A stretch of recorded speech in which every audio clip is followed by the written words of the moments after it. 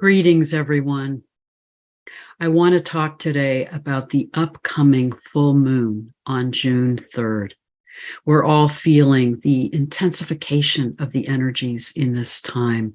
And I think as we understand the energies of this lunar cycle and this full moon, we're receiving guidance in how to work with these energies consciously. You'll notice that a lot of my emphasis in talking about these astrological configurations has to do with how are we working it within ourselves, rather than what are the events that we can expect to happen in the world around us. Because I truly believe that some of the process that we're in right now is remembering that ancient principle of as above, so below. As it is outside of us, so it is within us. As it is within us, so it is outside of us. I truly believe as we can realize and understand that these astrological energies, the energies of the earth and sky, live within us. And as we can work with them consciously, be in right harmony, right alignment with these energies that are outside of us and within us, then we actually become co-creators of how these energies manifest in our world. So it is very important that we each take our responsibility to work with these energies consciously, to be in alignment with the profound transformational energies that are happening on the earth and in the cosmos at this time. But let's look at the chart of this full moon. So at the time of this full moon, the moon will be in the sign of Sagittarius at 13 degrees opposite the sun at 13 degrees of Gemini. It's very interesting, the meaning of these degrees. If you look at the Sabian symbols, the moon in Sagittarius is about our being on a spiritual journey and what are our beliefs, how are we working that spiritual process. And the meaning of the Sabian symbol for this degree of the zodiac is the pyramids and the Sphinx. In other words, how are we integrating ancient wisdom that has held through thousands of years of our history? How do we return to that to guide us in our understanding of our experience at this time? And it's interesting that the Sabian symbol references the pyramids and the Sphinx. Those sites on the Giza Plateau, particularly the Great Pyramid and the Sphinx, it's increasingly more and more clear that they were built 12,000 years ago, at the time that we on Earth were in this last major time of shift in consciousness and Earth changes. I've talked about this in previous videos, that it is at the end of a precessional cycle and the beginning of a new one, where we are now, and the midpoint that we experience the most major shifts in our human evolution and our experience here on the earth. We are there now, and the Great Pyramid and the Sphinx were built to be giving us a message encoded in stone that this is a profound cycle that we go through here on the planet. And the Great Pyramid is in alignment with some very significant stars that are speaking to the energies at that time, and also signaling to us in this time that it's a time of major transformation.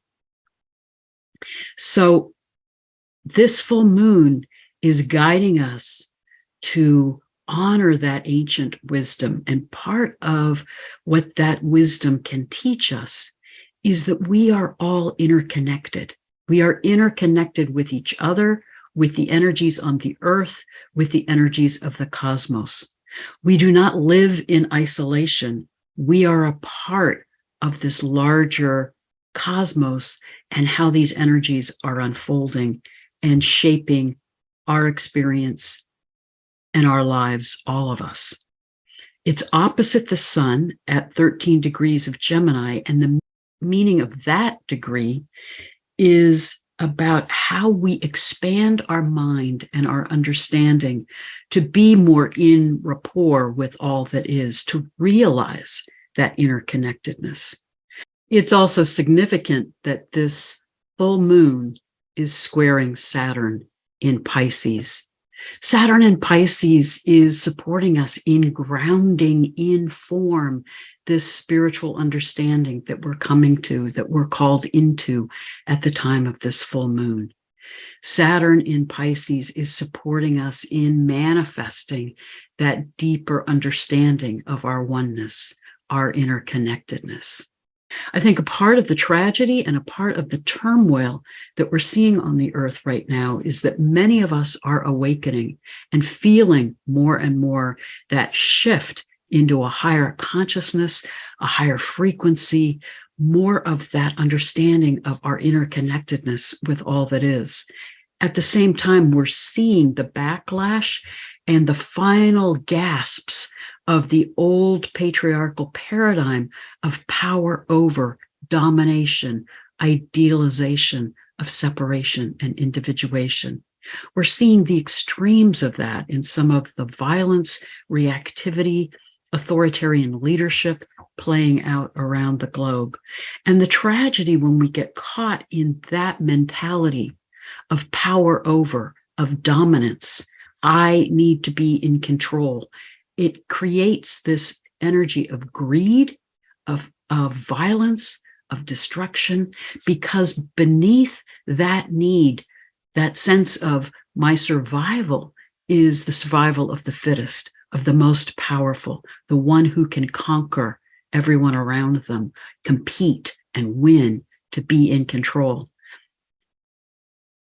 Beneath that is the wound of aloneness, of emptiness, of longing for connection, that when we are in that paradigm of domination, we're actually severing our connections with each other and with what's around us.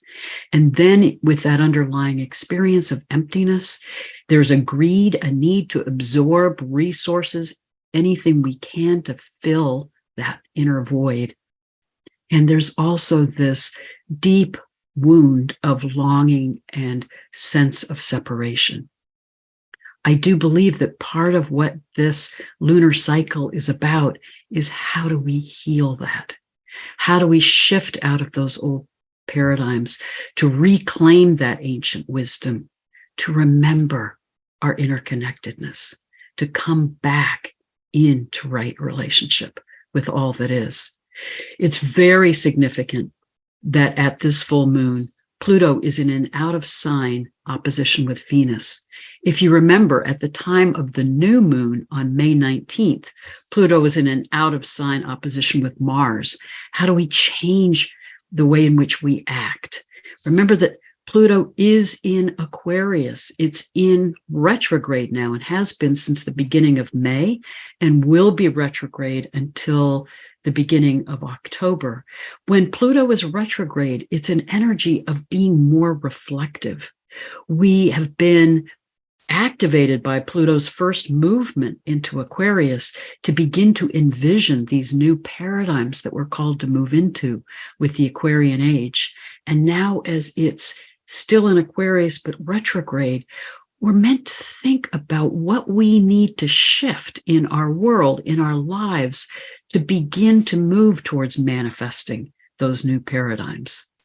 Within a week, by June 11th, after the full moon on June 3rd, Pluto will be shifting back into Capricorn.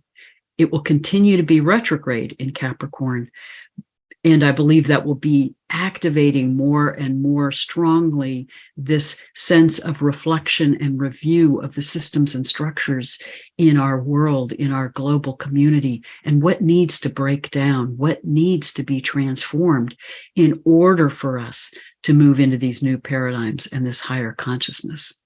But this full moon on June 3rd is really activating our understanding of our relationships. Pluto opposite Venus. And Venus is trining Neptune, just as Mars at the time of the new moon was opposite Pluto, trining Neptune. So I believe this powerful configuration at the new moon was, how are we reconfiguring our understanding of our actions to be more in alignment with that sense of oneness, to be moving into the Aquarian paradigms. And now it's about, how are we looking at the patterns in our relationships? How are we in interaction with others in a way that is about our compassion, connecting to Neptune, our empathy, our remembrance that we're all part of the oneness of all that is. So allow yourself at the time of this full moon to be reflecting on the relationships in your life. And I would encourage you in particular to reflect on, where do you get caught in that sense of separation and individuation, and how do I compete with others to be better, to achieve, to prove myself, versus how am I finding my deeper self through a compassionate relationship with myself, with those around me, with the realization that all of us are interconnected, and we in fact are also in relationship with all of the life around us. Pluto is still squaring Jupiter, and it's very much squaring the lunar nodes that will continue to be in Scorpio and Taurus until July. We are in a profound time of transformation. It is a karmic choice point, and Pluto is calling us to change our beliefs and to let go of these belief structures that keep us in that sense of separation and alienation from each other and from spirit, from our understanding that we are held in the love and the wisdom of the cosmos. It's profound that Neptune is continuing to be opposite Ceres, which is now sextiling Venus, that it's also very much about, how are we in relationship with the earth? How are we realizing our oneness with the earth and all of the life around us? How are we holding that deep spiritual connection to the plants, the animals, the earth herself? The moon and sun are also in aspect to Chiron. This is continuing to be a time on the planet where we're in a process of accelerated healing. As I've said many times in earlier videos, unless we heal the trauma and the wounds of the past, we tend to continue to enact that or project that out in our relationships with others in a way that keeps us caught in reenacting these trauma patterns in ways that create more wounding, more pain, more separation, more rupture in our relationships and in our sense of self. So continue to reflect at the time of this full moon on what you're needing to heal, and focus in particular on any trauma in past relationships, any ways in which you realize that the patterns and how you view yourself, your beliefs, your interactions with others have been shaped by those trauma patterns in relationships in the past. This full moon is supporting you in bringing that into consciousness, into awareness, in order to heal, in order to transform. I think it's also significant that Uranus is in conjunction with Mercury at the time of this full moon, giving us clarity, helping us to see ourselves, to see what's going on around us in a more clear way. Remember that Uranus is the truth teller that cuts through illusion to give us clarity. It's also our connection to divine mind, that this is a time when we can get these downloads, these messages about what are we needing to clear? What are we needing to heal? What are we needing to change to be more in right alignment with ourselves in an embodied way, Taurus, and in our connection with the earth and the life around us? So as Pluto is retrograde, this transformation is supported by our going within, by our taking time to reflect, to not get caught in the actions and the events and the turmoil going on around us, but allow yourself to take time to go within and to tune into your own feelings, your own past experiences, particularly in relationships, and what are you needing to heal? What are you needing to see in terms of how those past experiences have shaped your beliefs, your sense of yourself, and how you interact with others? But let's look now at where the sun and moon are in the sky at the time of this full moon. I find it incredibly profound that the moon will be in the sky, in the stars of Scorpius, next to the royal star Antares, the heart of the Scorpion. Remember, I believe that visual astrology is showing us what are the energies that are coming to us with this full moon. Then the chart shows how it manifests on the earth plane, in that the signs of our zodiac are now more about our seasonal cycle. But the visual astrology speaks to us in an imagic and poetic way to give us a sense of what are these energies coming from the sky to be guiding us, supporting us, transforming us. Moon conjunct Antares. Antares is this star that holds the energy of intensity, of passion, of transformation. It is about how are we diving deep into our own emotions, moon, to be in a time of transition, transformation. Remember that as we dive deep into those emotions and face the pain and the trauma from the past, it gives us the capacity to go through an alchemical process of death, rebirth, of releasing those patterns from the past to emerge transformed. This is the energy of Antares, but it's saying dare to dive deep, to face those intense emotions, because otherwise Antares can be reflecting the shadow side of Antares, can be how we then act out those emotions or get caught in obsessions or caught up in our own intensity in a way that's destructive to ourselves or to others. I love, again, in visual astrology, how we learn from the imagery in the sky and these stars of Scorpius, which hold how we go through that inner process, are times of transition, transformation, death, rebirth. The stars of Scorpius are beneath the stars of Ophiuchus, the great healer.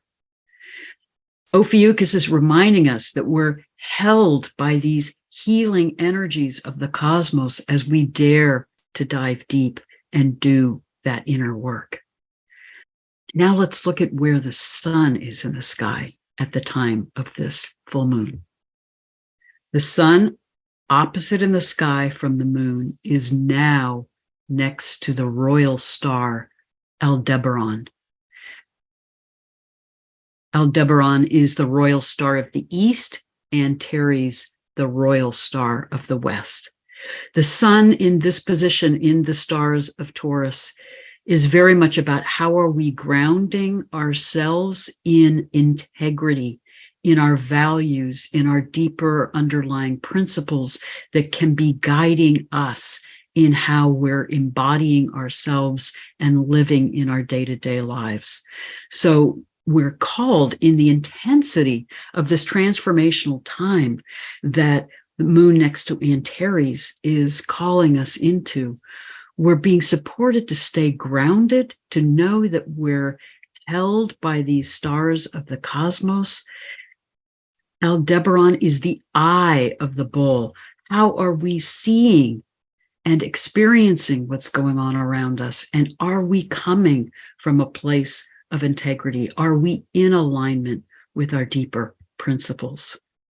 So as we're in this intensity and working through some of these emotions that we're called to be aware of and patterns in our relationships, it's important to be in your witness self, that part of you that can be grounded and can see and witness what you're feeling, what you're experiencing, what you're working over, because that part can then hold you steady to look at what you need to change, to be more in alignment with your true self and with your deeper principles and with your own personal integrity. I had mentioned in the chart that Uranus is conjunct Mercury at the time of this full moon. The visual astrology gives us a deeper understanding of the meaning of that conjunction, in that Uranus and Mercury are now in this powerful part of the sky called in the stare of Cetus, where we have Cetus the whale, and in this interaction with Perseus the warrior. And as I've mentioned many times, I see this part of the sky holding this energy of how we can tend to get caught in polarization, particularly when we're seeing through the lens of patriarchal culture, the warrior mentality, where Perseus, if you remember in the mythology, is slaying the sea monster in order to rescue Andromeda, the victimized female. So it's carrying this polarity of the energies of the masculine and the feminine, of humanity, of the earth. It's again fostering this sense of that warrior mentality of domination, of conquering, power over, control over the natural elements, in this case, the whale. It's about this sense of power over the male energy, being in control, the feminine energy being more devalued and diminished.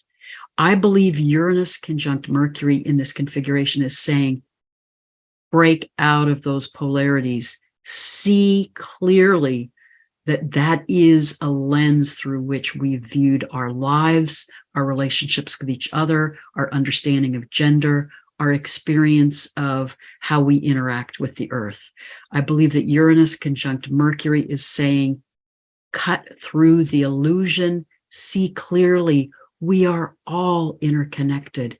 We need to be in relationship with the wisdom of the deep. We need to reintegrate the sacred masculine with the sacred feminine.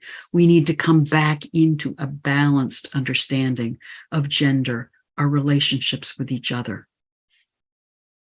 So I think this full moon is a powerful time when it's not only supporting us at looking at how are our patterns in relationships out of balance, where are we needing power over, where are we feeling victimized, where are we caught in polarity and in projection, but it's also supporting us at the collective level to pull back our projections and to see how often when we're reacting to someone else or to some other group, it's often out of our own fear of differentness or out of our own underlying insecurity and need to feel a sense of empowerment by devaluing the other.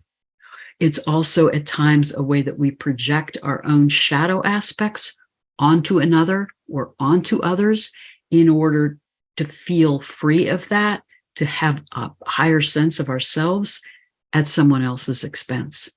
So I believe in a powerful way, this full moon is saying, stop the projection, stop polarizing, take time to go within, reflect on your own inner conflicts, reflect on your own pain and trauma in your relationship with yourself from unhealthy relationships, traumatizing relationships in the past.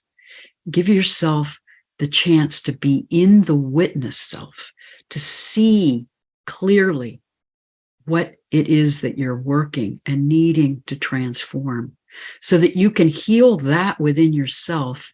And then it supports you in seeing the other more clearly, in being in relationship with more compassion, in no longer polarizing or being in that sense of separation or fear or reactivity.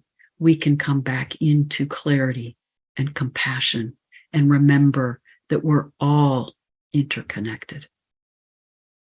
So do give yourself time to meditate at the time of this full moon, to be in your own inner process, to reflect on your relationship patterns, and allow yourself also to hold with compassion if you're in relationships that are out of balance, that are destructive, that are hurtful.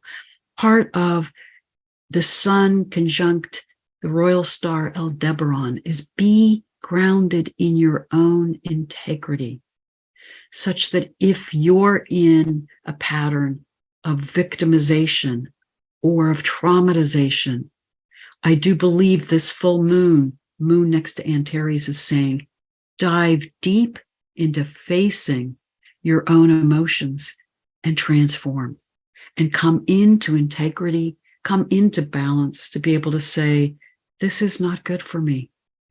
I need to honor my own integrity, my own compassion for myself, and stand in alignment with that.